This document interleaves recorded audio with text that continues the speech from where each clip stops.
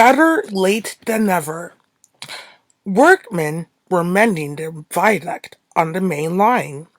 The arches needed to be strengthened, but the fat controller did not want to close the railway while the work was done, and so repairs took a long time.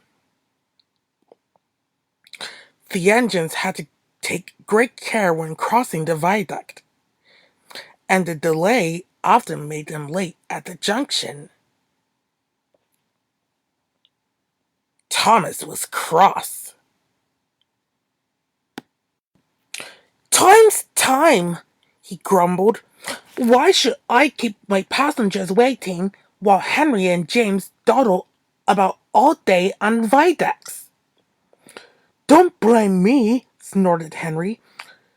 "One day, if we hurried across the viaduct, it might collapse, and then you'd have no passengers at all. What would you do then, eh?" "Run my trains on time for one thing," retorted Thomas,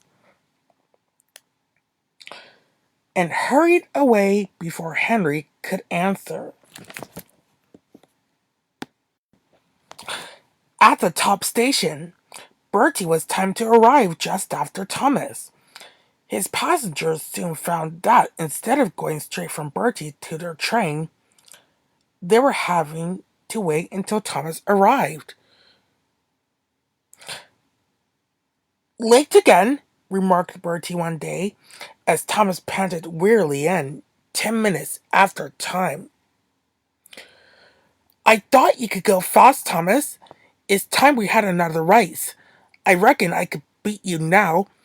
Thomas went bluer than ever and let off steam loudly. "Rubbish!" he hissed fiercely. "I'd still beat you any day. It's those mainline engines.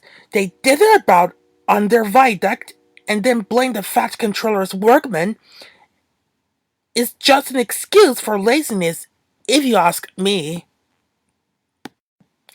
One day, James was later than ever at the junction. "I'm sorry, Thomas," he puffed as he came breathlessly to the platform. "I was held up at the big station, and the viaduct made it worse." "It's lucky for you I'm a guaranteed connection," snorted Thomas.